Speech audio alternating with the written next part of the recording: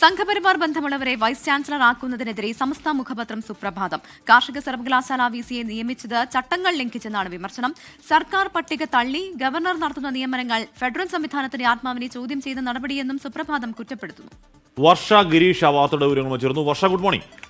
അപ്പോൾ നേരത്തെയും ഈ വി.ഡി. സർക്കാർ അധികാരത്തിൽ വന്നതിന് ശേഷം നേരത്തെയും സമസ്ത മുഖപത്രത്തിൽ വിമർശന വിധേയമായ മുഖപ്രസംഗം വന്നിട്ടുണ്ട്. ഈ മുഖപ്രസംഗത്തിൽ പറയുന്നത് എന്താണ്? സർക്കാർ വീഴ്ച അതിൽ ചൂണ്ടിക്കാണിക്കുന്നുണ്ടോ മുഖപ്രസംഗം? വർഷ.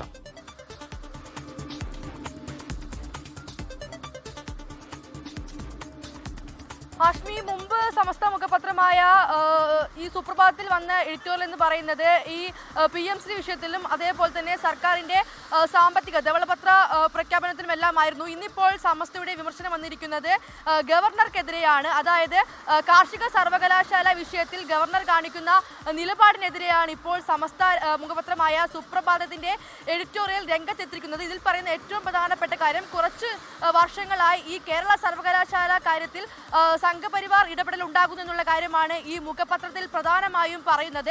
ഈ സംഘപരിവാർ ബന്ധമുള്ള സജിത റാണിയെ താൽക്കാലിക VC ആയി നിയമിച്ചിരിക്കുന്നത് ഗുരുതരമായ തെറ്റെന്നുള്ള രീതിയിലാണ് സമസ്ത മുഖപത്രത്തിൽ പറയുന്നത്. സർക്കാർ നൽകിയിട്ടുള്ള പട്ടിക തള്ളിയാണ് ഗവർണർ ഇക്കാര്യം ചെയ്യുന്നത്.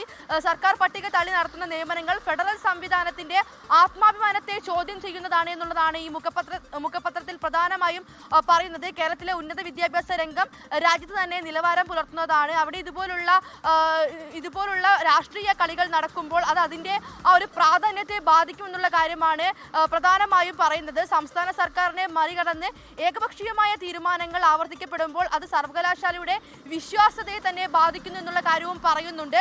ഈ കുറച്ചു നാളുകളായി ഈ നടക്കുന്ന വിഷയങ്ങൾ, അതായത് ഈ സർവകലാശാലയുമായി ബന്ധപ്പെട്ട് നടക്കുന്ന പ്രശ്നങ്ങൾ നോക്കുകയാണെങ്കിൽ തന്നെ സംഘപരിവാറിന്റെ ഇടപെടൽ വ്യക്തമായി മനസ്സിലാക്കാൻ വേണ്ടി സാധിക്കുമെന്നുള്ളതാണ് മുഖപത്രം പറയുന്നത്. എന്തായാലും വലിയ രീതിയിലുള്ള വിമർശനം തന്നെയാണ് ഉന്നയിച്ചിരിക്കുന്നത്. കഴിഞ്ഞ കുറച്ച് ദിവസമായി പ്രധാനമായും ചർച്ച ചെയ്യപ്പെടുന്ന വിഷയമാണ് ഈ കാർഷിക സർവകലാശാലയിലെ താൽക്കാലിക VC നിയമനം. അതിലാണ് ഇപ്പോൾ നിലപാട് വ്യക്തമാക്കി സമസ്ത മുഖപത്രമായ സുപ്രഭാതം രംഗത്ത് വന്നിരിക്കുന്നത്.